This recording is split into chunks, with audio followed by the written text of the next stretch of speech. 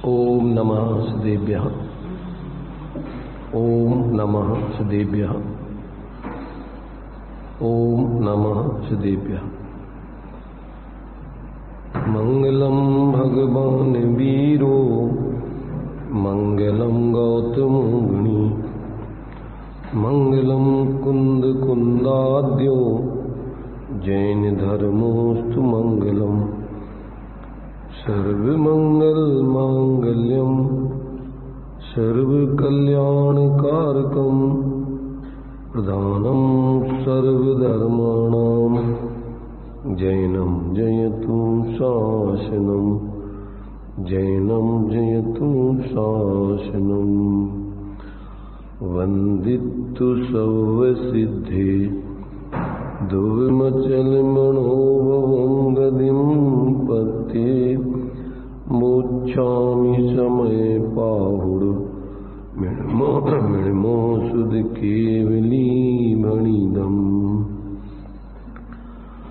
नमः समय साराय स्वानुभूत्या चकाशते चित्स्वभावाय भावाय सर्वे भावांतरच्छिदे।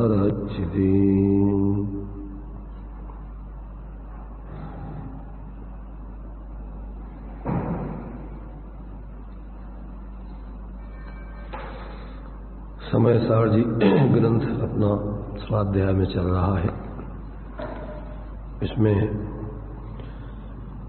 जिस शुद्धात्मा को न पहचानने से न जानने से उसके स्वरूप का अनुभव न करने से ये जीव चतुर्गति संसार का पात्र बना हुआ है।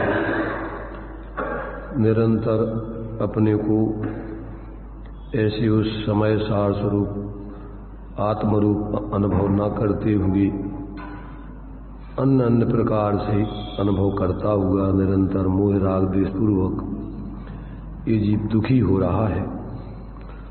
आचार्य देव ऐसे उस अपने एकत्व भक्त स्वरूप को भगवान सर्वज्ञ के माध्यम से बताए हुए इस धर्म के स्वरूप को मोक्ष मार्ग को स्वयं समझकर अनुभव करके और अन्य सभी जीवों को ऐसे उस अपने शुद्धात्म स्वरूप को दिखाने के लिए यहाँ पर इस समय सार नाम के ग्रंथ में प्रयत्न कर रहे हैं या इस ग्रंथ को उन्होंने लिखा है।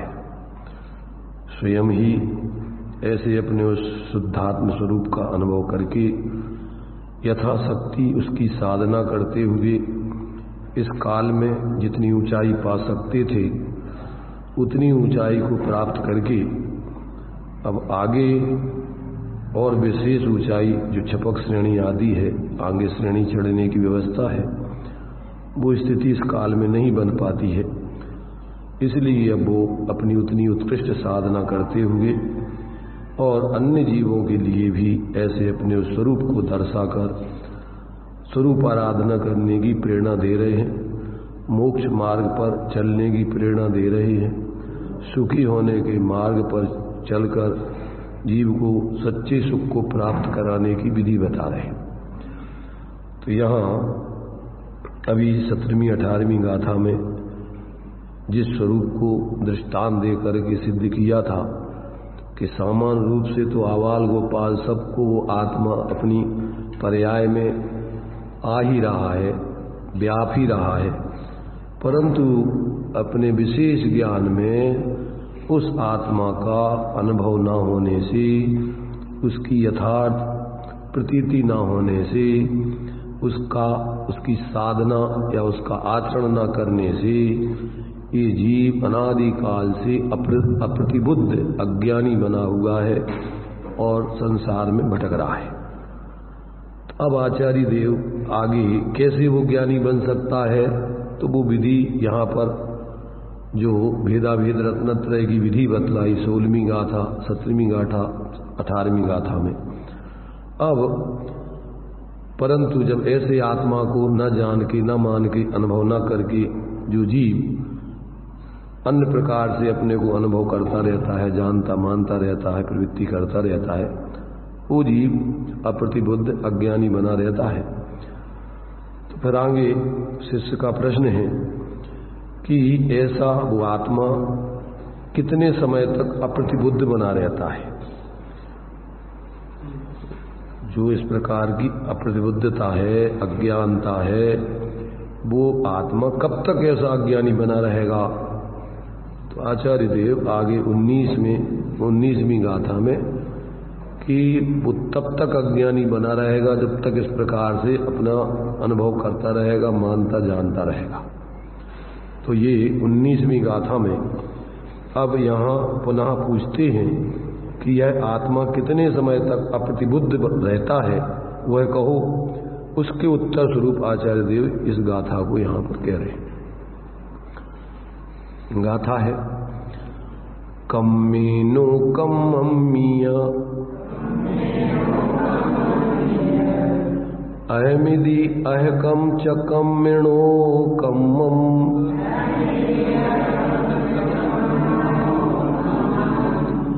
जा ईसा खलु बुद्धि अपड़ी बुद्धो हवदी ताव।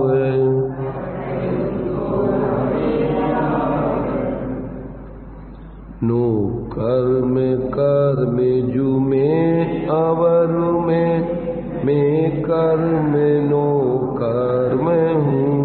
यह बुद्धि जब तक जीव की अज्ञानी तब तक वो रहे। क्या कह रहे? यावत जब तक इस आत्मा की कर्मणि ज्ञानावरणादि द्रव्य कर्म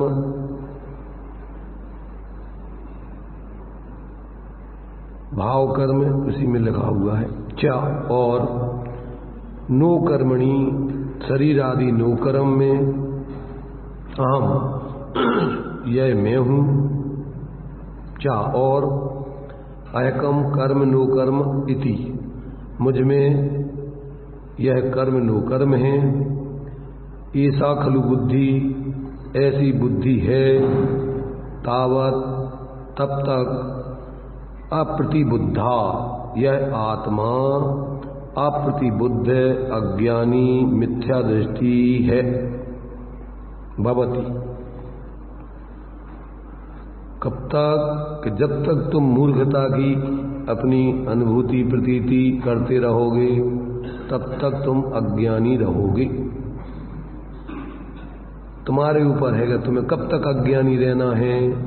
अगर अज्ञानी रहना है तो अपने को इस प्रकार से अनुभव करते रहो, और यदि ज्ञानी बनना है तो अभी जो बताया था, जो सबके अनुभव में जानने में आ रहा है, ऐसा अनुभूति स्वरूप आत्मा को अनुभव जानो, अनुभूति करके प्रतीति से उसी को मानो और फिर उसी का अवलंबन करके आचरण करो। उसी क्षण तुम ज्ञानी बन जाओगे। बीच में बोलो, तुम बोलते हो, गड़बड़ करते हो। दर्शन मोह का उदय चलता रहेगा, अनादिकाल से चल रहा है, चलते ही रहेगा। कर्म का उदय तो चलता ही रहेगा। कर्म तुमसे नहीं कहते हैं कि तुम हमसे उदय, हमारे उदय में जुड़ो। कहते हैं क्या? ये तुम्हारे ऊपर है कि तुम कर्म के उदय में जुड़ते हो कि अपने स्वभाव में जुड़ते हो। कर्म का उदय अनादिकाल से कह रही चल ही रहा है, ज्ञानावरण आदि नो कर्म आदि का चल ही रहा है, शरीर आदि संयोग है ही। तो अब वे तुमसे नहीं कहते हैं कि तू मुझे अपने रूप अनुभव कर, तू मुझे अपना मान जान, तू ही उनके पीछे क्यों पड़ता है। तो आगे दिया इसमें अपन ने के रस तुझसे नहीं कहते तू मुझे चख, गंध नहीं कहती तू मुझे सूंघ, वर्ण नहीं कहता मुझे देख, शब्द नहीं कहते तू मुझे सुन। तू ही क्यों मेरे पीछे पड़ा रहता है, तू क्यों अपने को माने हमारी तरफ उपयोग लगा के मुझे देखता जानता और अपने रूप अनुभव करता है। तो कर्म विचारे कौन, ये किसको लिखा? कि ऐसी मान्यता वालों की कि भैया मोह कर्म का उदय तो है, हम क्या करें, कर्म के उदय से हम नहीं अपना अनुभव कर पा रहे, उनसे कह रही कि कर्म विचारे कौन, भूल अपनी अधिकाई, अग्नि सह घन घात, लोहे की संगति पाई। तू कर्म की संगति करेगा तो तू अपनी मूढ़ता को धारण करेगा, और तू अपने स्वभाव की संगति करेगा तो तू ज्ञानी बनेगा। जो जानता है शुद्ध को वह शुद्धता को प्राप्त हो, जो जानता अविशुद्ध संयोग सबको अपने रूप वह अशुद्धता को प्राप्त हो। तो अब ये तो तुम्हारे ऊपर है, तुम्हारा ज्ञान स्वतंत्र है कि तुम अपने को किस रूप में अपने रूप देख रहे, जान रहे, अनुभव रहे। ये चेतन के ऊपर निर्भर है, अचेतन बेचारा कुछ नहीं करता। वो तो जब तुम उसको अवलंबन करोगे तो फिर उसकी मजबूरी है परिणमन करने की। तुम उसका अवलंबन करके मोह राग द्वेष करोगे तो कारमाण वर्गणाएं कर्म रूप परिणमित होंगी, वे नहीं जानती हैं, पर तुम्हारे जानकार व्यक्ति के निमित्त से उनका परिणमन कर्म रूप होता है। अगर जानकार गलती नहीं करे तो वे गलती नहीं करती कभी। इसलिए यहाँ पर ये इस प्रकार की जो लोगों को भ्रांति है कि क्या करें हम, कर्म का उदय चल रहा हो। टोडरमल जी कहते कर्म का उदय असंगी तक के जीवों को माना जाता है, उसे तुम्हारा बस नहीं चल सकता है। दृष्टांत दिया नदी के प्रवाह का, जहाँ तीव्र नदी का प्रवाह है वहाँ तो अच्छा तैराकी व्यक्ति नहीं तैर सकता। तो जब तक तुम्हारी असंगी तक की पर्याय है कर्म के उदय से, तब तक तो तुम भेद विज्ञान करके आत्मज्ञान नहीं कर सकते। परंतु जब संगी पंचेंद्रीय पर्याय प्राप्त हो गई तो अब कर्म को रोना रोते रहो तो कभी तुम्हारा कल्याण होना नहीं। जब नदी का प्रवाह मंद है, अब ऐसे में अगर तुम पुरुषार्थ करो तो नदी को पार करके तैर के उस तरफ निकल सकते। ऐसे मंद जब संगी पंचेंद्रीय पर्याय प्राप्त हो गई, तुम्हें ये सब संयोग मिल गए, तो अब तो तुम तत्व का निर्णय करके अपने स्वरूप बोध करके कल्याण करना चाहो तो कर सकते हो। इतः अपन को होनहार काल लब्धि कर्म के उदय को नहीं रोना। अब कहते होनहार काल लब्धि कछु वस्तु नहीं, और कर्म के हम करता धरता है नहीं, हम तो जीव हैं, हम अपने स्वरूप का भेद विज्ञान करके अनुभव कर सकते हैं। करो तो तुम्हें कोई रोकने वाला नहीं। क्या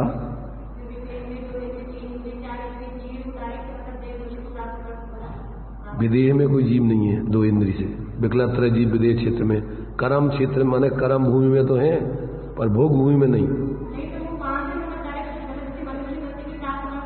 अरे हम ये कह रहे हैं कि होता तुम विदेह क्षेत्रों में दो विकलत्र, भोग भूमि में विकलत्र जीव नहीं होते। एक इंद्री जीव, निगोदिया जीव तो तीनों लोकों में भरे ठसाठस कहीं हो वे सीधे मनुष्य पर्याय में उत्पन्न हो सकती है, पर बुद्धि से नहीं, वे अपनी मंद कसाय रूप सहज योग्यता से। वहां बुद्धिपूर्वक कुछ करने की व्यवस्था नहीं है। वहां तो उनकी होनहार काल लब्धि, अब काल लब्धि बलते दयाल, ये सब यहां तक आना तुम्हारा सब काल लब्धि बलते होगा, पर्यायगत योग्यता के उससे हो गया। अब यहां तुम्हारे लिए भेद विज्ञान करके और अपने स्वरूप की साधना करो, ये तुम्हारा काम है। ये तुम्हारे लिए कर्म नहीं करा देगा। कर्म के उदय से बाह्य परिस्थिति बनेगी और तुम्हारे लिए औदिक आदि भावों की स्थिति बनेगी, क्षाइप्समिक आदि भावों की स्थिति बनेगी, पर अब कर्म के उदय से तुम्हें स्वरूप की अनुभूति नहीं होगी। वहां तुम्हारे लिए ज्ञान से भेद विज्ञान करने से होगी। तो यहां तुम्हारा पुरुषार्थ काम आएगा। तो यहां तुम्हें पुरुषार्थ जगाने की प्रेरणा आचार्य कर रहे कि तुम अब संगी पंचेंद्रीय हो, यहां तक आ गए, अब ये काम तुम करना चाहो तो कर सकते हो। तो कब तक तुम अज्ञानी रहोगे कि जब तक तुम ऐसा अपने को अनुभव करते रहो। और जिस क्षण तुम अपने को आबाल गोपाल सबके में, सबके ज्ञान में जानने वाला जो व्याप रहा है, अगर तुम्हारा उपयोग कर्म नो कर्म आदि से हटके और ये सब बाहर के कर्म के उदयजन्य भावों से हटकर अपने ऐसे जानन स्वरूप में एकाग्र करोगे तो भेद विज्ञान होकर के आत्मज्ञान की सिद्धि हो जाएगी। ये संगी पंचेंद्रीय जीवों को उपदेश है, असंगी जीवों को नहीं है। और तीव्र कसाई जीव तो यहां आएंगे ही नहीं, जो बैठे हुए हैं उनको सुनाया जा रहा है। जो सुनना नहीं चाहते, जो यद्वा तद्वा जिनवाणी के बारे में सोच करके भ्रमित हैं, धर्म के नाम पर सांप्रदायिक बुद्धि से उपदेश तो भगवान का सुनते नहीं और अपने मन से कल्पनाएं करके धर्म करते रहते, ऐसे जीवों का कभी कल्याण नहीं होना है। बिना उपदेश को समझे और बिना इसके आधार से भेद विज्ञान किए धर्म का मार्ग किसी को कभी भी कहीं पर किंचित मात्र भी प्रारंभ होते ही नहीं। आज तक अपन ने मनमाने तरीके से धर्म किया है, जिनवाणी के आधार से आज तक अपन ने धर्म नहीं किया, इसलिए आज तक हम चतुर्गति के पात्र बने हैं। और अभी भी जो लोग भगवान की जिनवाणी तो नहीं सुनते, उससे तत्व का निर्णय तो नहीं करते और अपनी कपोल कल्पनाएं बना करके सांप्रदायिक बुद्धि से कछु भी धर्म के नाम पर करते रहते, उन लोगों का मानव जीवन सिर्फ खराब होने के अलावा और सामान्य लोगों से भी ज्यादा खराब होने वाला है। क्यों? इस काल में, इस पंचम काल में धर्मांधता बहुत है और सांप्रदायिक बुद्धि से अपने अपने संप्रदाय के लोगों में मोह और अपने अपने संप्रदाय के लोगों को अच्छा और दूसरे लोगों के प्रति द्वेष और दुर्बुद्धि चलती रहती है। इसलिए सामान्य लोगों से भी ज्यादा पाप कमाते हैं ऐसे लोग। जितने भी धर्म के काम करेंगे वे अपने को ऊंचा दिखाने के लिए, दूसरों को नीचा दिखाने के लिए करते, सद्भाव से नहीं करते कि सब लोग सत्य धर्म को, अब वे खुद ही नहीं जानते सत्य धर्म, तो दूसरे को सत्य धर्म क्या दिखाएंगे वे। इसलिए जितने भी संप्रदाय बुद्धि से प्रभाव न करके नाम पर दुर्भाव न करके जो बाहर में परिवर्तन करते हैं, उसमें सब में एकमात्र लक्ष्य दूसरों को दिखाने का होता है कि हम देखो कितना बड़ा काम कर रहे हैं, हम बड़े हैं और तुम लोग सब हीन हो।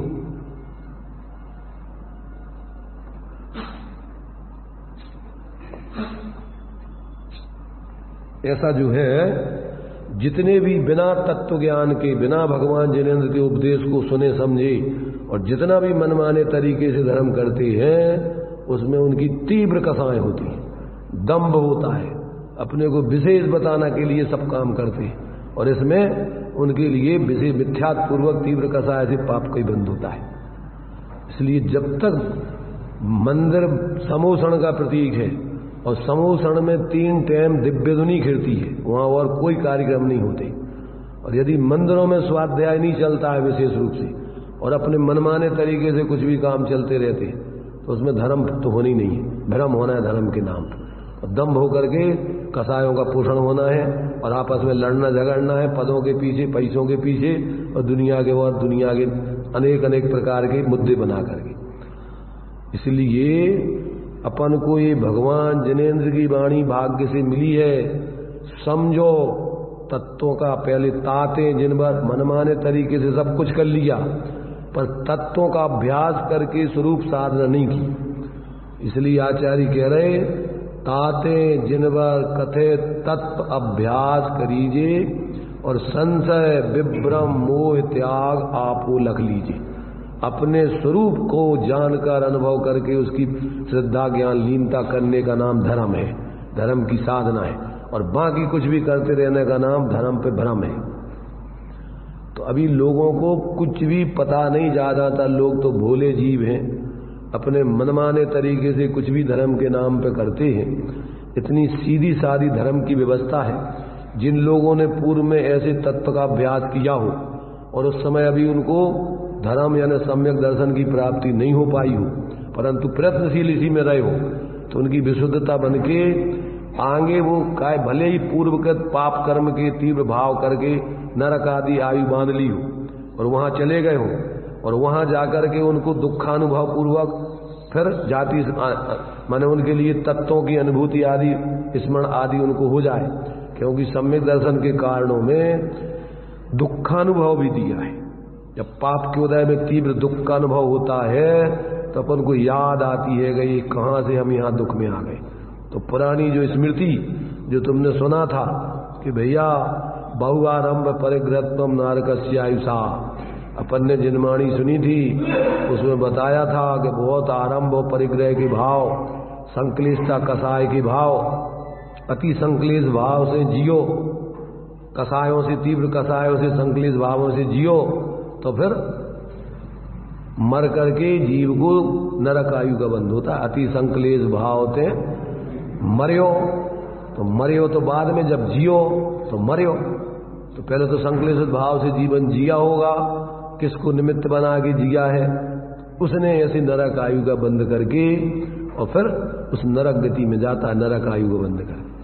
तो यदि पहले अपन ने सुना हो आयु बंद नरक आदि का कर लिया हो, तो वहां जाकर के भी फिर अपन निसर्गज इन तत्वों का अभ्यास करके अंदर में अपने उस एकत्र भक्त आत्मा को देख करके अनुभव करके सम्यक दृष्टि बन सकती है। नरक गति में भी सब होता है।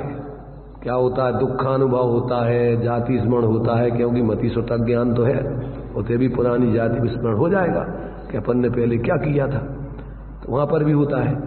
तो तीसरे नरक तक दूसरे जीव उपदेश भी जाके दे सकती है।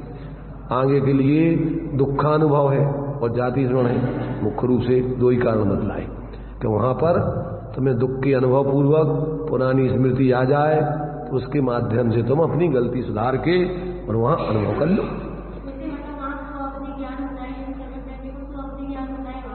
सम्यक दृष्टियों को सुअवधि होता है, जो सम्यक दृष्टि रहते हैं उनको सब सम्यक ज्ञान ही होता है, इसलिए उनको मति ज्ञान भी सम्यक, स्वतः ज्ञान भी सम्यक, अवधि ज्ञान भी सम्यक।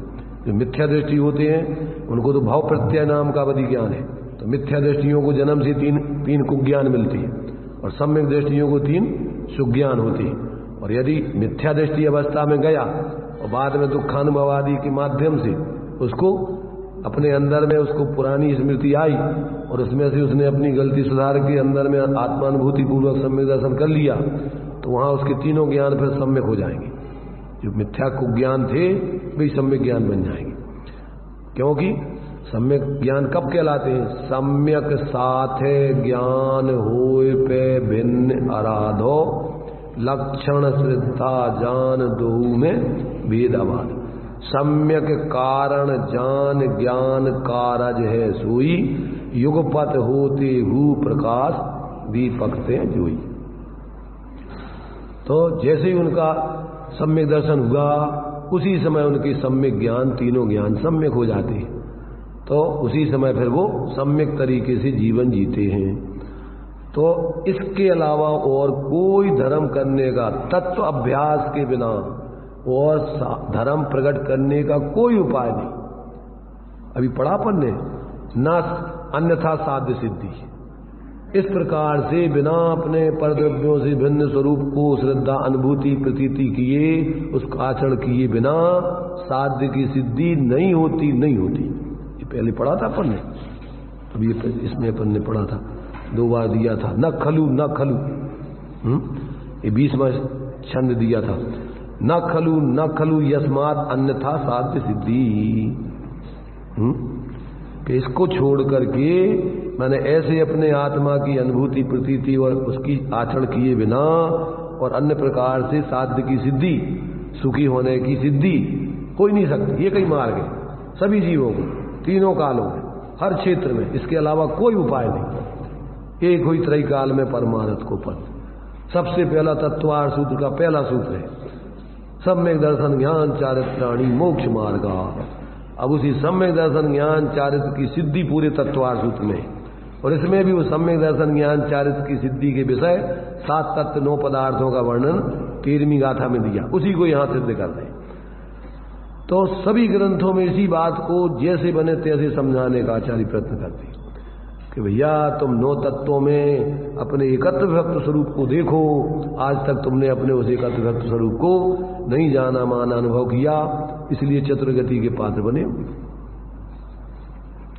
तो ये जो है ये एक ही उपाय है। जितने भी जीव जब भी सही सुख के मार्ग पर चलते हैं इसी प्रकार से चलते हैं, इसके अलावा और कोई दूसरा प्रकार नहीं है।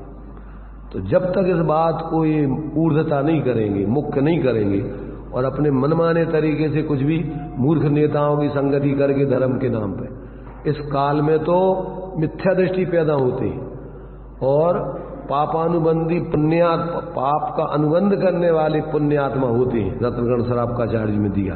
साथ ही साथ मिथ्या सम्यक दृष्टि तो होते नहीं कि जो साथ ही साथ पुण्य लेके आवे, तो उस क्या करते हैं कि उनको जो भी पुण्य का वैभव मिलेगा वो पाप का अनुबंध पूर्वक भोगेंगे तो पुण्य का उदय और करेंगे पाप। अब जैसे मान लो मिथ्या दृष्टि है और धर्म के नेता बन गए और यदि अपने हिसाब से धर्म चलाएं, लोगों को भ्रमित करें, तो लोगों को तो मानना पड़ेगा क्योंकि उनकी पुण्य का उदय है, परंतु ये कमाएंगे पाप और दुर्गति में जाएंगे। इसका नाम है पापानुबंधी पुण्य। कि तुम्हारे लिए बाहर में तो इच्छानुसार तुम्हारी प्रवृत्ति तुम कर लोगे, परंतु तुम्हारी मूढ़ हो, मिथ्या दृष्टि हो, तीव्र कसाई हो, तो तुम गलत प्रवृत्ति करोगे और कराओगे, दंभ का पोषण करोगे, मान सम्मान चाहोगे। पर पढ़ते जो ख्याति लाभ पूजा आदि चाहे, धर करे विविध देह लाए, आत्म अनात्म के ज्ञान ही जे करनी तन करत छीन, तो सब मिथ्याचारित। तो तुम्हें तो पूजा तो मिल जाएगी यदवा प्रवृत्ति करने से, साधु बन गए और बाहर में ख्याति लाभ पूजा के भाव चल रहे, मान सम्मान प्रसिद्धि लोक में पूजता, तो भाव तो दुर्भाव चल रहा तुम्हारा और लोगों को यदवा उपदेश दे रहे, तो इससे पाप का बंद होगा, दुर्गति में जाओगे, यहां तो तुम्हारी चल जाएगी। इसलिए जो समझदार लोग होते हैं वे बहुत सजग रह करके ऐसे मूर्ख नेतृत्व को स्वीकार नहीं करते। अगर आगम से विपरीत परिवर्तन है जिसका भी, चाहे वो अब मंदिरों के ठेकेदार तो यही बनते ज्यादातर पैसे वाले चुन करके बहुमत के आधार पर। अब इस काल के सब मिथ्या दृष्टि जीव हैं, तो ख्याति लाभ पूजा मान सम्मान ज्यादातर तो यही चलता है। हमें अध्यक्ष बना दो, हमें मंत्री बना दो और हमारी मानो। अब क्या तुम जानत कछु है नहीं है तो क्या मनवाओगे? धर्म के नाम पर कछु भी करवाते रहो, जनता भोले जीवों को लगा दो धर्म के नाम पर। अपनी जिंदगी से थोड़ा बहुत समय मिलता है तो दुनिया के ऐसे कर्मों में लगा दो कि वे तत्व का निर्णय नहीं कर पाए, यहाँ जिनवाणी को सुना ही समझ नहीं पाए, वही में लगे रहे रात दिन। इसलिए भाई ये मंदिर समोषण का प्रतीक है। यहां तो जैसे समोषण में दिव्य ध्वनि के अलावा कुछ नहीं चलता। भगवान के गए, दर्शन किए और समोषण में बैठ के भगवान जो कह रहे हैं उनकी सुनते, अपनी नहीं सुनाते भगवान। तो जब तक ये बात व्यक्तियों के समझ में नहीं आएगी तब तक तो आज तक अपन ने धर्म के नाम पे अपने को ठगा है। धर्म फर्म तो हुआ नहीं, क्योंकि धर्म तो ऐसे तत्व को समझकर स्वरूप की श्रद्धा ज्ञान लीनता पूर्वक होता है। तो इसमें तो कसायों का कोई काम है ही नहीं, लड़ने झगड़ने का कोई काम है ही नहीं, किसी जीवों के प्रति भेदभाव करके पक्षपात करने का काम तो है ही नहीं, सांप्रदायिक बुद्धि रखने का काम तो है ही नहीं। इसमें तो मैत्री भाव जगत में सब जीवों से नित्य रहे, दीन दुखी जीवों पर उससे करुणा स्रोत बहे, दुर्जन कुरु कुमार्गतों पर क्षोभ नहीं, उसको आवे साम भाव रखे उन पर, ऐसी परिणति हो जाती। गुणी जनों को देख हृदय में उसकी प्रेम उमड़ावे, बने जहां तक उनकी सेवा करके है मन सुख पावे। तो उसके जीवन में तो ऐसा संतुलन चलता है, अपनी तरफ से किसी के प्रति कोई दुर्भाव नहीं, और जो समझ नहीं रहे दुर्बुद्धि है, धर्म के नाम पर विपरीत बुद्धि से प्रवृत्ति कर रहे हैं, उनसे मध्यस्थ, ना अच्छा ना बुरा। क्यों कि प्रत्येक जीव अपना अपने भावों का कर्ता, उसके फल को भोगता है, एक दूसरा फल तो भोगता नहीं। इसलिए वो किसी प्रकार से उलझता नहीं है, जो सत्य नहीं है, तत्व नहीं है, भगवान जिनेन्द्र के आधार पर उपदेश नहीं है, उसको सुनता नहीं है, उनकी मानता नहीं है। वो भगवान जिनेन्द्र के आधार पर अपनी शक्ति प्रमाण करता है। जल्दी नहीं है, उसको तो सही चलना है, भले ही मन धीमे चले पर चलेगा सही। इसलिए जितनी सामर्थ्य उतना करे, और नहीं कर पा रहा है तो श्रद्धा रखे, भावना भाए, आगे जाकर के उसको पाएगा वो क्रम से। इसलिए यहाँ जल्दी का काम नहीं है, बहुत का काम नहीं है, यहाँ तो सही समझ के जितना हो सकता है और उसको सही करने का काम है। तो ये बात यहाँ अपन को आचार्य देव समझा रहे हैं कि देखो भैया ये जीव अज्ञानी क्यों है और कब तक रहेगा। तो जब तक उसकी इस प्रकार की मान्यता रहेगी, इस प्रकार से अनुभव करता रहेगा, तब तक वो व्यक्ति अज्ञानी रहेगा, उसको कोई ज्ञानी नहीं बना सकता। देखिए टीका में खुलासा करते हैं। जैसे स्पर्श रस गंध वर्ण आदि भावों में तथा चौड़ा गहरा अवगाह रूप उदर आदि के आकार परिणत हुए पुद्गल के स्कंदों में यह घट है, इस प्रकार और घड़े में यह घट है, इस प्रकार और घड़े में यह स्पर्श रस गंध वर्ण आदि भाव तथा चौड़े गहरे उदराकार आदि रूप परिणत पुद्गल स्कंद है। इस प्रकार वस्तु के अभेद से अनुभूति होती है, उसी प्रकार कर्म, देखो ये तो दृष्टांत दे दिया है, पहले दृष्टांत समझ में आने चाहिए। दृष्टांत में क्या बताया है कि मिट्टी का घड़ा बना हुआ है। क्या बनाया है? मिट्टी का घड़ा। तो वो उसका मुंह चौड़ा होता है, वो अंदर गहरा होता है, उसका आकार अंदर में जो है क्या होता है, अवगाहना कितना पानी आदि भरा जाएगा ऐसा उसका अवगाहना आदि तो उसमें विद्यमान है।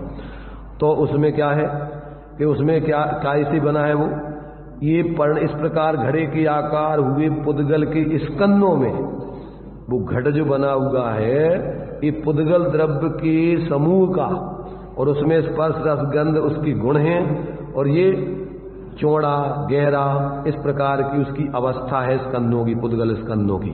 तो वो स्पर्श रस गंध वर्ण और वो घड़ा और वो पुद्गल सब एक ही है। जब भेद करके कहो तो स्पर्श रस गंध वर्ण ये पुद्गल के गुण हैं, और अवस्था ये घड़े के आकार रूप उसकी अवस्था है, और उन सब में कौन व्याप रहा है? वो पुद्गल ही पुद्गल द्रव्य व्याप रहा है। तो वो इस पर्याय गुण पर्याय व द्रव्यम, तो पुद्गल का ही अवस्था और गुणों का समूह है। तो उन सब में पुद्गल उन रूप है और वे पुद्गलमय है, ऐसा दोनों का अनन्यपना है, कोई सर्वथा भिन्न रूप नहीं है। तो एक वस्तु के गुण पर्याय उस वस्तु मय रहते हैं, वो वस्तु अपनी गुण पर्याय मय रहती है। ऐसा क्या करना? इस प्रकार वस्तु के अभेद से अनुभूति होती है। तो वस्तु माने पुद्गल वस्तु, और उसमें काय का जो गुण स्पर्श रस गंध वर्ण है वो उसके गुण हैं, और जो घड़े आदि की अवस्था आकार उसकी पर्याय हैं। तो उसमें पुद्गल द्रव्य व्याप रहा है, उसमें कोई जीव द्रव आदि नहीं है। ऐसा अनुभव उसमें हो रहा है, हो सकता है सबको कि नहीं। ये जो घड़ा बना है ये काय का बना हुआ है? एक कुमार का नहीं बना हुआ है, कुमार से नहीं बना हुआ है। काय से बना है? ये मिट्टी से बना हुआ है, ये मिट्टी ही सब में व्याप रही है, ऐसा अपन को उसमें अनुभव होता है। तो ये तो दृष्टांत हो गया। इसी अब सिद्धांत, इसी प्रकार कर्म मोह आदि अंतरंग परिणाम तथा नुकर्म शरीर आदि बाह्य वस्तुएं सब पुद्गल के परिणाम हैं, और आत्मा की तिरस्कार करने वाले हैं। तिरस्कार मतलब क्या? स्वभाव को ढकने वाले हैं, तिरोभूत करने वाले हैं। तिरस्कार का मतलब अपमानित करने वाले नहीं, क्योंकि वे जानते नहीं है कि हम आत्मा का अपमान करें कि सम्मान करें। तो जो लोग में कहते हैं ना कि इन्हें हमारा तिरस्कार कर दिया, वो इस रूप में नहीं है, दूसरे रूप में है। वो माने आत्मा के स्वभाव को तिरोभूत आवृत कर देते हैं, आत्मा का स्वभाव दिखता नहीं है। जैसे आत्मा के साथ में शरीर है, कर्म आदि है, तो अब इसके माध्यम से अपन को क्या है कि आत्मा का जो जानन देखन स्वभाव है वो अपन को दिखाई नहीं दे रहा है। ये अपन को शरीर आदि वो जानना देखना स्वभाव, वो इस शरीर आदि को देख जान रहा है। राग आदि कर्म के उदय से होने वाले विकारी परिणाम रूप ही उनको ही जान देख रहा है, अंदर में अपने जानने वाले को नहीं जान रहा है। तो इससे अपना आत्मा का स्वभाव तिरोभूत हो गया, ढक गया, वो अपन को दिखाई नहीं दे रहा। इसका नाम है तिरस्कार। उनमें यह मैं हूं, किन में? उन कर्म नो कर्म आदि में।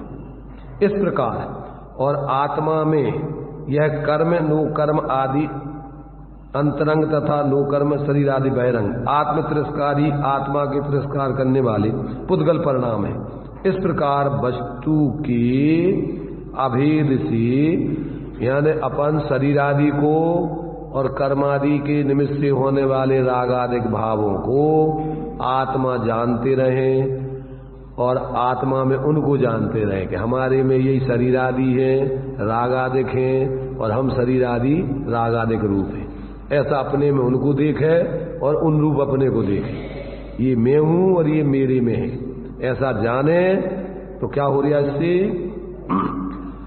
इस प्रकार वस्तु के अभेद से जब तक अनुभूति है तब तक आत्मा अप्रतिबुद्ध है। देखो, एक तो वो घड़े की अभेद से अनुभूति बताई थी मिट्टी में, और एक कर्म नो कर्म और आत्मा में अभेद से अनुभूति हो रही है तो भेद भिन्नता, और मान रहा है उसमें अभेद। दोनों अभेद हैं, एक अभेद तो वस्तु स्वरूप है और एक अभेद मिथ्यात्व विपरीतता है। दोनों अभेद समझ में आ रहा है कि नहीं? एक तो क्या कर लिया उसने, एक तो जैसे वो दृष्टांत दिया था कि जो स्पर्श रस गंध वर्ण है और जो घड़े आदि का आकार है वो काय का बना है? पुद्गल स्कंदों से बना हुआ, उसमें पुद्गल ही व्याप रहा है। तो वो अभेद तो हो गया निश्चय से यथार्थ। अब यहाँ क्या हो गया कि आत्मा असमान जाति द्रव्य पर्याय में है, यहाँ कर्म नो कर्म आदि के साथ में है और उसके निमित्त से रागादिक आश्रवादी भाव हो रहा है। अपना ज्ञान स्वरूप है आत्म को, आत्म जीव का क्या है? चेतन को है उपयोग रूप, चिन्ह मूरत बिन मूरत अनु, पुद्गल नव धर्म अधर्म का, इन तेने आरी है जीव चार, ताको न जान विपरीत मान कर करे देह आदि में निज पहचान। तो अभी अपन अपने को क्या अनुभव करते? इस शरीर आदि रूप, राग आदि रूप, इस रूप अनुभव करते। तो ये कौन सी मान्यता हो गई? इसका नाम है अप्रतिबुद्धपना, मिथ्या दृष्टिपना, अज्ञानीपना। क्यों कि ये शरीर आदि है तो आत्मा से अलग और आत्मा है तो अलग, और ये अपने को उन रूप मान रहा है, शरीर आदि रूप मान रहा है और शरीर को अपने में मान रहा है। तो ये क्या हो गया? अप्रतिबुद्ध कहो, मिथ्या दृष्टि कहो, अज्ञानी कहो, ये समझदार नहीं है। लोक में 1 किलो दूध में 1 किलो पानी मिलाकर के लाया ग्वाला और उसने कहा कि 2 किलो दूध है, और तुमने 2 किलो दूध मान करके और 2 किलो दूध के पैसा दे दिए, तो तुम ज्ञानी हो कि मूर्ख हो? क्या किया? तुम्हें देखना था ना कि दूध तो ऐसा इतना पतला नहीं होता है, उंगलियां लगा के तुम्हारे पास वो नापने का होता ना, जैसे आजकल तो मशीन होती है, क्या लगा दे? फैट चेक करने के लिए। अब अपने पास तो पहले उंगलियां थी फैट, उसको उंगलियां डाल के देखते रहे ये कैसा दूध, भैंस का दूध, गाय ऐसा इतना ऐसा पतला होता है? ये तो बिल्कुल पंडुलिया, ये तो आधा पानी आधा दूध है इसमें, वो समझ लेते। तो जो भेद विज्ञानी होते, समझदार होते, वे दूध में पानी की कल्पना नहीं करते, वे अलग अलग देख लेते कि इसमें 1 किलो पानी और 1 किलो दूध है, वे विवेकी हैं। ऐसी असमान जाति द्रव्य पर्याय में आत्मा इससे अलग है और ये शरीर आदि अलग है, भले ही साथ में है, तो अपन अपने को ज्ञान स्वरूप अनुभव करें, शरीर आदि रूप अनुभव नहीं करें तो ज्ञानी है, प्रतिबुद्ध है, समझदार है। और अपने को शरीर आदि रूप, अपने को स्त्री पुरुष रूप, बालक वृद्ध रूप, अपने को अमीर गरीब रूप, अपने को सुखी दुखी रूप, ये रात दिन जीव क्या अपने को अनुभव करता है? अपने को ज्ञान स्वरूप अनुभव करता है कि मैं सुखी दुखी में रंग कराओ, मेरे धन ग्रह गोधन प्रभाव, मेरे सुत्तीय में सबल दीन, बेरूप सुभग मूरख प्रवीण, तन उपज जान, तन न सद आपको नासवान। क्या अनुभव करते अपन अपने को? अपन मर जाएंगे कि नहीं मरेंगे?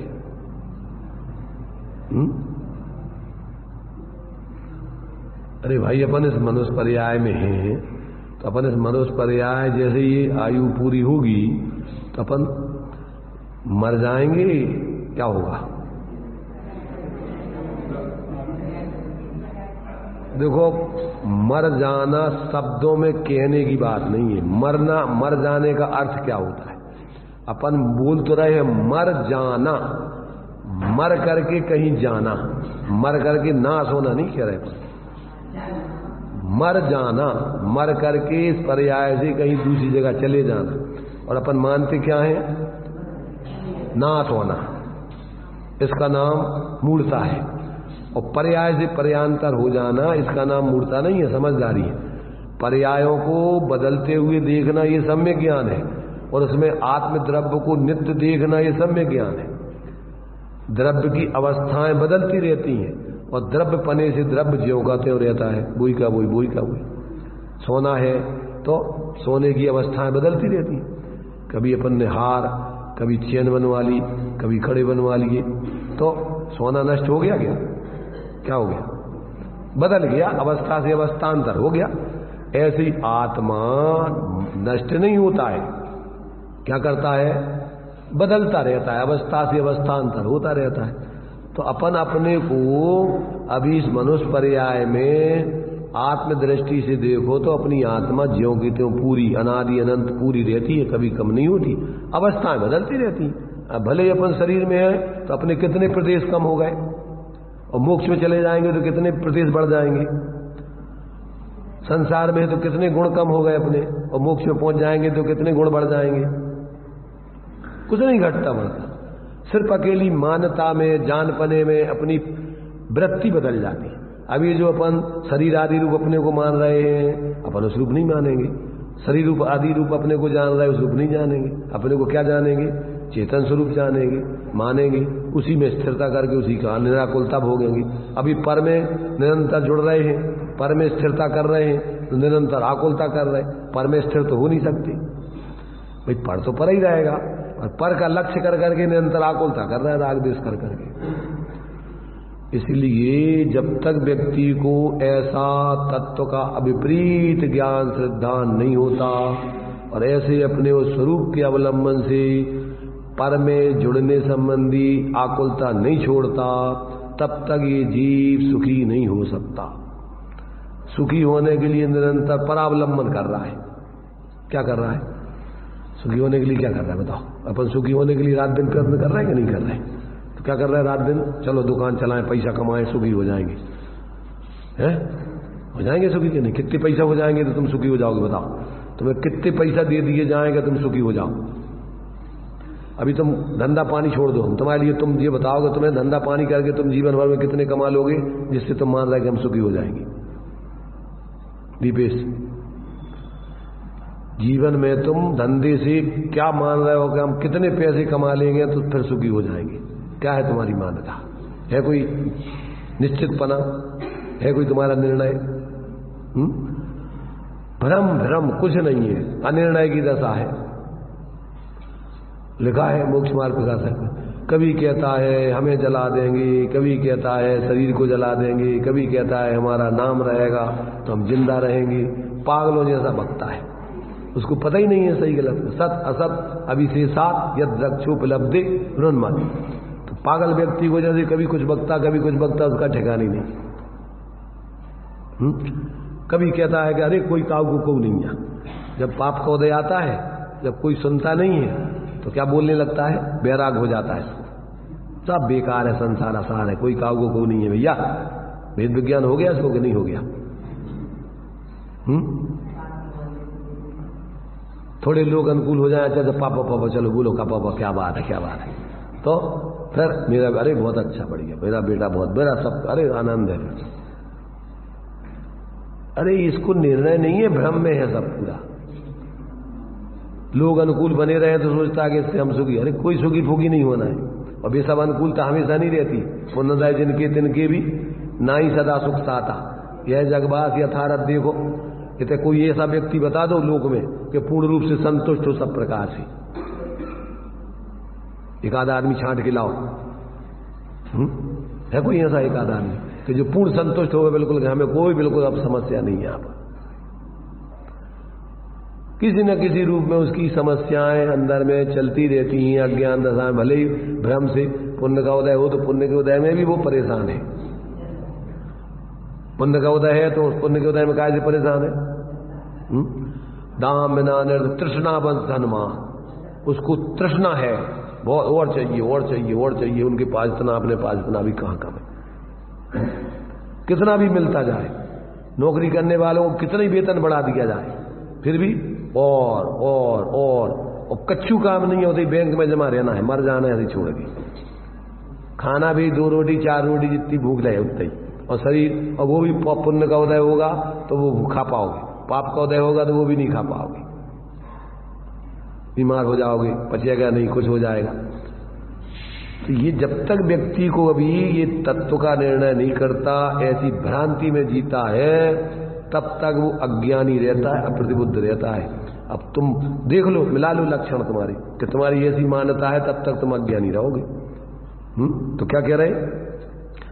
इस प्रकार वस्तु के अभेद से जब तक अनुभूति है, तब तक आत्मा अप्रतिबुद्ध है। और जब कभी जैसे रूपी दर्पण की स्वच्छता ही स्वपर के आकार का प्रतिभास करने वाली है और उष्णता तथा ज्वाला अग्नि की है, इसी प्रकार अरूपी आत्मा की तो अपने को और पर को जानने वाली ज्ञातृता ही है और कर्म तथा नोकर्म पुद्गल के हैं। इस प्रकार स्वतः अथवा परोपदेशी, अभी अपन ने पढ़ा था वो कलश, 20वां कलश, उसमें या तो स्वयं जाग जाए या कोई दूसरों के उपदेश से जाग जाए, 2 तरीके से प्रतिबुद्ध बनता है। ऐसे यहां कह रहे कि या तो इस प्रकार से व्यक्ति स्वयं जान लेवे, क्या जान लेवे, एक दूसरा दृष्टांत दिया, कौन सा देखो, कि दर्पण है, दर्पण, और सामने अग्नि जल रही है, तो उस दर्पण में क्या दिख रहा है? जलती हुई अग्नि दिख रही है। तो वो दर्पण में जो जलती हुई अग्नि दिख रही है, उसमें उष्णता है, गर्मी है कि नहीं है? नहीं है। वो उष्णता काय में है? वो जो अग्नि जल रही बाहर उसमें है। दर्पण में तो उसका प्रति माने उसका सिर्फ झलकाव है, सिर्फ वो दर्पण ही का है। देखो क्या कह रही है, ये कह रहे हैं कि जैसे रूपी दर्पण की स्वच्छता ही स्वपर के आकार का प्रतिभास करने वाली, ऊपर क्या दिया है, पहले दृष्टांत दिया है। क्या दृष्टांत दिया है? कि दर्पण की जिस प्रकार से दर्पण में जलती हुई, दर्पण में अपने लिए अग्नि दिखती है, तो वो अग्नि वास्तव में जो अग्नि की ज्वाला है वो तो अग्नि में है, दर्पण में वो ज्वाला और उष्णता नहीं है।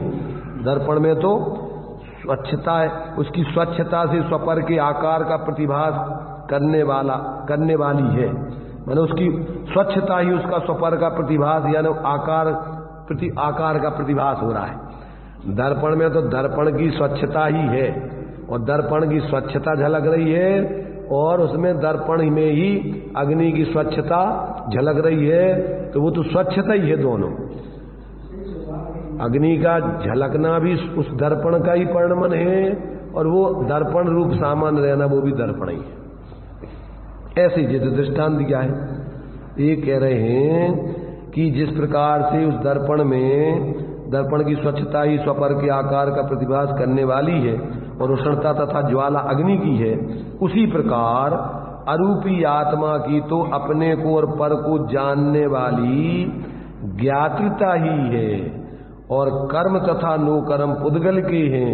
इस प्रकार स्वतः अथवा परोपदेश से जिसका मूल भेद विज्ञान है, ऐसी अनुभूति उत्पन्न होगी, तभी आत्मा प्रतिबुद्ध होगा। देखो आचार्य तो क्या कर सकते हैं, तुम्हें अपनी तरफ से जितना हो सकता है समझाने का प्रयत्न कर सकते हैं, बाकी समझना और अनुभव करना है। अपन को कोई ने कहा मालिक ने कि जाओ घोड़े को पानी पिला लाओ, मालिक ने नौकर से कहा कि जाओ पानी पिला लाओ, तब वो क्या करेगा है? वो घोड़े को ले जा करके नदी में, तालाब में, जहां भी पानी भरा होगा वहां ले जाके खड़ा कर देगा। अब पिला सकता है उसको? अब तो ये तो काम घोड़े को, उसका काम नौकर का इतना ही है कि वो नदी तक ले जाके खड़ा कर दे, पानी तक ले जाके उसको खड़ा कर दे। अब तुम कहोगे वो पिला, तो पिलाए कैसे? ऐसे ही उपदेशक भगवान, गुरु, शास्त्र तुम्हें आत्मा की अनुभूति करा सकते हैं। तुम्हें भेद विज्ञान करा सकते हैं, तुम्हें सिर्फ वो क्या कर सकते हैं, वस्तु स्वरूप स्पष्ट करने के लिए दृष्टांत आदि देकर उपदेश दे सकते हैं। बाकी तुम्हें समझना तुम्हें है, अनुभव करना तुम्हें है। तो जब तक व्यक्ति को, अब ज्यादातर क्या है, देखो कुछ लोग तो जो अनुभव, जहां अनुभव करना है, प्रयत्न करना, वहां प्रयत्न नहीं करते, अथवा अथवा प्रयत्न करते रहते, बाहर में ही अपनी उठापटक करते रहते, उनको भी प्राप्त नहीं होता। कुछ लोग अकेले ज्ञान में समझते रहते हैं, उसका प्रयोग नहीं करते, भेद विज्ञान नहीं करते। दो तरीके के भ्रमित लोग बतलाए हैं शास्त्रों में। एक तो बतलाए है शुष्क ज्ञानी और एक बतलाए है क्रिया जड़। बाहर के ग्रहण त्याग में ही धर्म मानते हैं एक तो, और एक मानते हैं क्षयोपशम ज्ञान, धारणा ज्ञान में ही भरते रहो, उसमें धर्म हो गया। ये दो ही भ्रमित है। उसके लिए आचार्यों ने कहा कि धारणा क्षयोपशम ज्ञान में 11 अंग 9 पूर्व तक का भर लो और तुम भेद विज्ञान करके आत्मा की अनुभूति नहीं करो तो तुम्हारे लिए कोई लाभ नहीं होगा, तुम्हारा कल्याण नहीं होगा। और एक क्या है कि अंदर में तत्वों के स्वरूप को समझे ही नहीं, सुने ही नहीं, जाने ही नहीं, और बाहर में ही बस अकेले ग्रहण त्याग, उपवास कर ले, भोजन छोड़ देवे, ये कर देवे, वो छोड़ देवे, इसमें लगा रहा है। उनको भी धर्म की प्राप्ति होनी नहीं, भ्रम है उनको, क्योंकि परद्रव्य के ग्रहण त्याग में कोई पर में अपना धर्म है ही नहीं, तो उसको चाहे छोड़ दो और चाहे पकड़ लो, वे तो सब परद्रव्य में। जब तक इन सब से हटके अपने स्वरूप को नहीं पकड़ोगे, उसका अनुभव, उसकी लीनता नहीं करोगे, तब तक धर्म नहीं होना है। तो कुछ बाहर में ही लगे रहते हैं छोड़ने और ग्रहण करने में, ये छोड़ दिया, ये पकड़ लिया, ये छोड़ दिया, ये पकड़ लिया, अब घर परिवार छोड़ दिया, अब बाहर में साधु बन गए, और साधु बन करके बाहर में ही सब पकड़ लिया, समाज को पकड़ लिया, तीर्थों को पकड़ लिया, मंदिरों को पकड़ लिया, भक्तों को पकड़ लिया, तो कल्याण हो जाएगा कि नहीं? जब तक तुम बाहर से निर्वृत्ति करके अपने स्वरूप की प्रवृत्ति नहीं करोगे, तब तक धारणा ज्ञान में तुम खूब रटत रहो, भरत रहो, समझत रहो, और अंदर में भेद विज्ञान करके स्वरूप अनुभूति नहीं करो, तो वो शुष्क ज्ञानी कहलाता है। कि तुम पैसा कमाओ तो उपयोग करो ही नहीं, खावे में जहां जरूरत है खर्च करो ही नहीं, तो वो भी भूखों मरेगा। और जो कछु कमाए धमाए नहीं और बस ऐसे ही घूमता रहे, तो वो भी भूखों मरेगा। तो अपने लिए पहले तो तत्वों के स्वरूप को सुनना समझना है, और समझ करके फिर अपना परद्रव्यों से भिन्न जो आत्मा का स्वरूप है उसको अपने ज्ञान में, श्रद्धान में, चारित्र में अवलंबन करना होगा।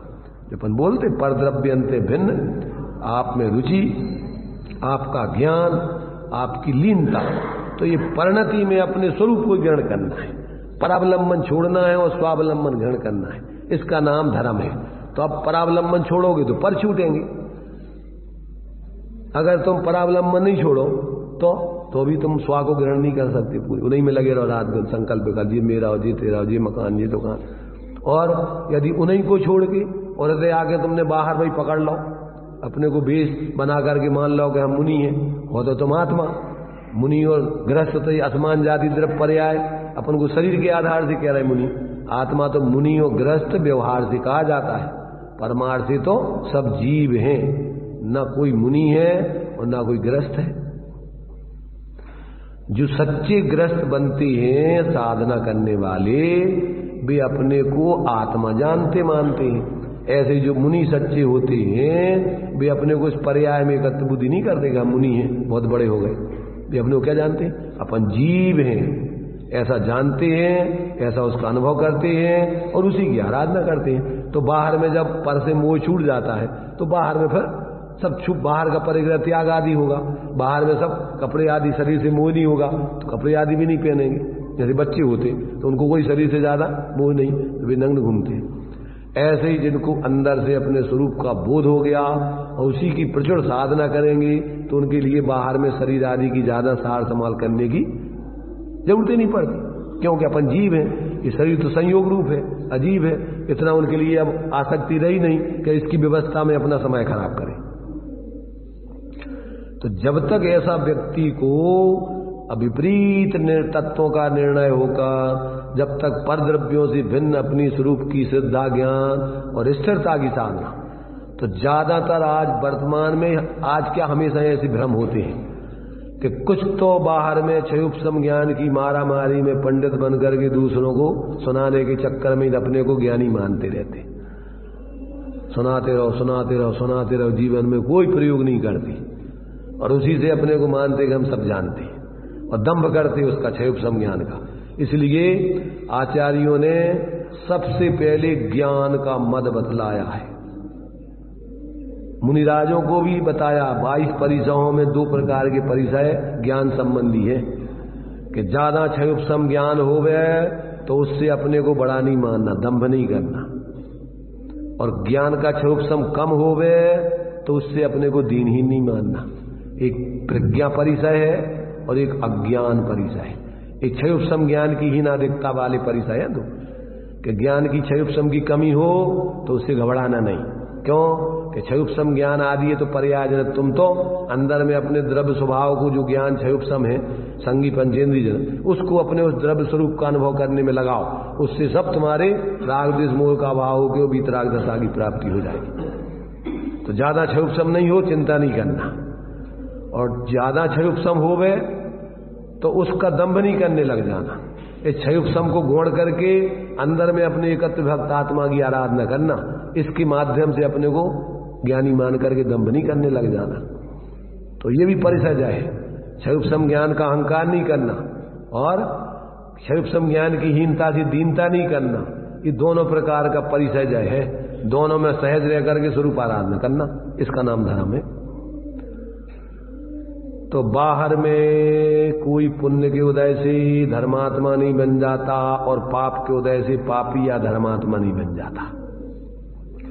और देखो बाहर के संयोगों के बहुत होने से कोई पुण्यात्मा नहीं बन जाता है, और बाहर के संयोगों के कम होने से कोई पाप के उदय से पापात्मा नहीं बन जाता है, और बाहर में धर्म का वेश धारण कर लेने से और धर्म के स्थानों में आ जाने से कोई धर्मात्मा नहीं बन जाता है।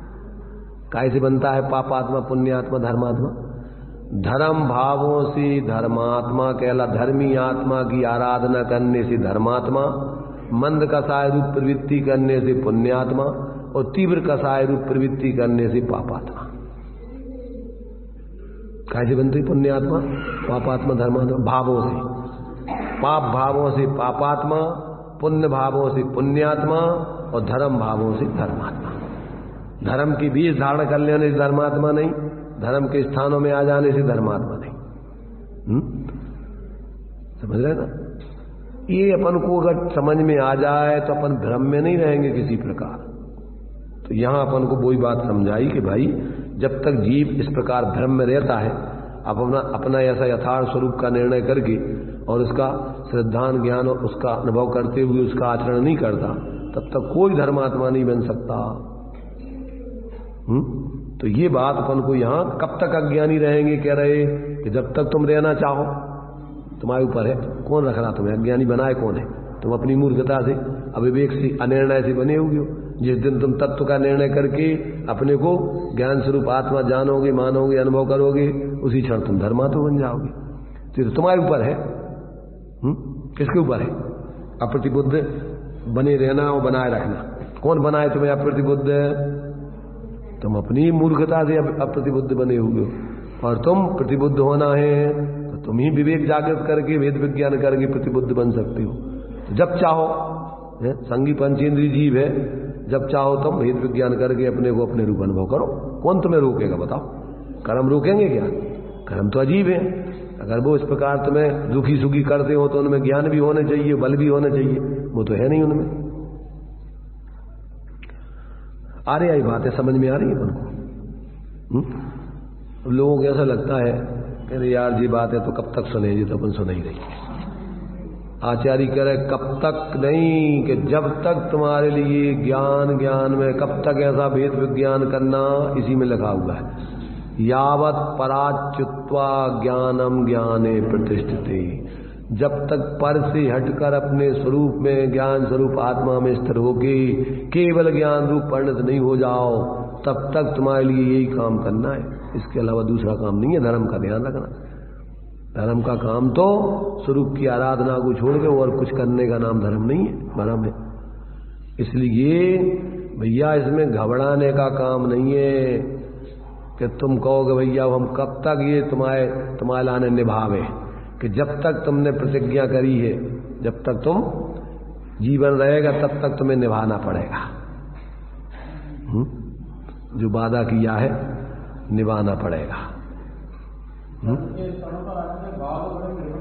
है?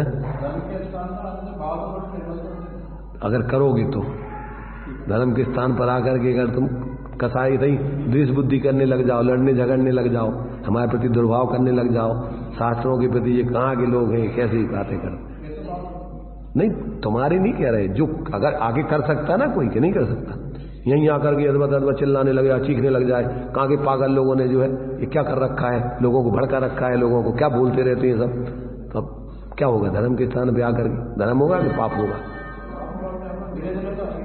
नहीं भाई, जब वो समझने नहीं चाहेगा धीरे धीरे। अब वो एक ब्रह्मचारी था और वो चोरी करने के लिए वेश धारण कर लिया, उसने एक दृष्टांत आता ना, तो उसने मंदिर में से रत्नों की मूर्ति चुराने के लिए उसने ब्रह्मचारी का वेश धारण कर लिया। तो धर्म के स्थान क्या, धर्म की भगवान की मूर्ति वो उठा करके पाप कर रहा है, धर्म कहां से कर लेगा? जब उसका अभिप्राय खोटा है तो वो धर्म के स्थान और मूर्ति में धर्म कैसे करा देगा? इसलिए अगर तुम यहां आकर के धर्म बुद्धि से समझना चाहोगे, समझोगे तो धर्म हो जाएगा। ये तो तुम्हारे ऊपर है। तो वही बता रहे कि जब तक तुम अगर विपरीत मान्यता रखोगे, विपरीत भाव करते रहोगे, तब तक धर्म नहीं होगा। तो ये बात अपन को जब समझ में आ जाए और अपन अपने जीवन में वास्तव में ऐसा जिए, तो फिर जहां रहो, घर पे रहो, तभी आपका धर्म होगा। धर्म तो तुम्हारे भावों से होगा। तुम जहां समझ के धर्म समझ लिया, अब जहां भी रहो वहां भेद विज्ञान पूर्वक जियो, सब जगह धर्म है। दुकान पे बैठे होते भी धर्म चल रहा हो, घर में रहोते भी धर्म हो रहा हो, मंदिर में रहोगे वहां भी धर्म। और जब धर्म समझ लिया, हर समय धर्म। अगर तुम भ्रम में हो तो जहां जाओगे होते ही तुम उठपटांग काम करोगे, होते भी अधर्म, धर्म नहीं होगा। ये तो तुम्हारे ऊपर है कि अगर तुम धर्म बुद्धि से जियोगे, अगर तुम सही भावों से जियोगे तो धर्म होगा, और अगर तुम्हारे भाव सही नहीं होंगे तो तुम्हें धर्म कौन देगा? भगवान नहीं दे सकते। समुद्र में भी जाकर के व्यक्ति उधर कोरो को कोरो रह जाता है। इसलिए तुम्हारे ऊपर है कि तुम अगर विवेक को जागृत करके सद्भाव पूर्वक जियोगे, सम्यक परिणाम पूर्वक जियोगे तो धर्म होगा। उसे तुम्हें कौन अधर्म कराए बताओ? तुम्हारे ऊपर है कि तुम धर्म करोगे तो धर्म होगा, और तुम धर्म नहीं करके अधर्म करोगे तो धर्म कैसे होगा? कोई भी हो तुम्हारे सामने। तो ये व्यवस्था है। तो यहाँ अपन को आचार्य देव ने, जो शिष्य ने प्रश्न किया था कि भैया हम कब तक अप्रतिबुद्ध रहेंगे, अज्ञानी, कि जब तक तुम ऐसे मानते रहोगे, जानते रहोगे, प्रवृत्ति करते रहोगे, तब तक अज्ञानी बने रहोगे। और जब तुम इसको छोड़ दोगे उसी समय प्रतिबुद्ध। तो ये कह रहा है स्वतः या परोपदेश से। जब भेद विज्ञान जिसका मूल है, और ऐसा भेद विज्ञान करके आत्मानुभूति करोगे, उसी समय तुम धर्मात्मा बन जाओगे। ये तो तुम्हें विधि बता दी, मैंने तुम्हें बता दिया कि तुम अपने कारण से अधर्मात्मा बने रहो तो बने रहो, और तुम धर्मात्मा बनना चाहो तो ये कला है, ये विधि है, तुम करो। और अपने अंदर में अपने को जानने वाला देखो, जानो, अनुभव करो, और बस निरंतर भूतपूर्वक जियो, तो सदाकाल धर्मात्मा तुम जहां रहोगे उतनी धर्म। तो ये जो है ये 19वीं गाथा की टीका में अपन को इस बात को स्पष्ट किया है।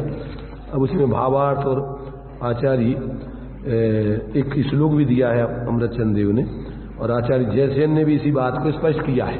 देखो समझना हो तो बहुत सरल चीज है, मिनटों में, क्षणों में समझ जाए, और नहीं समझना है तो अनादिकाल हो गया, कौन समझाए? तो समझने वाले को कोई रोक नहीं सकता, और नहीं समझने वाले को कोई समझा नहीं सकता। तो इस प्रकार से अपनी ये आज 19वीं गाथा के माध्यम से अप्रतिबुद्ध जीव कब तक रहता है, कब प्रतिबुद्ध बनता है, इसको आचार्य देव ने दृष्टांत आदि देकर समझाया। इस पर अपन विचार करें, और जहां भी रहे बराबर ज्ञानपूर्वक जिए, मोहपूर्वक नहीं जिए, तो अपना हित होगा। चलिए,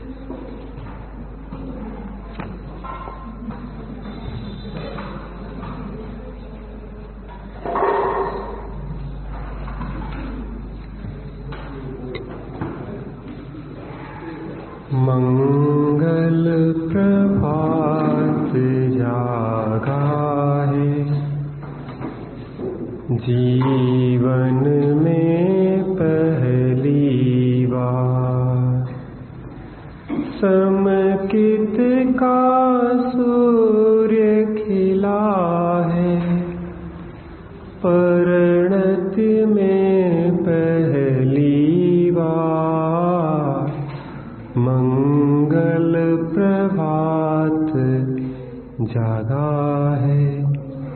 जीवन में पहली बार। यहाँ पे प्रश्न किया कि यह जीव कब तक अज्ञानी रहता है, तो आचार्य देव ने कहा जब तक यह रहना चाहे, जब तक यह जीव कर्म के परिणाम को, नो कर्म के परिणाम को,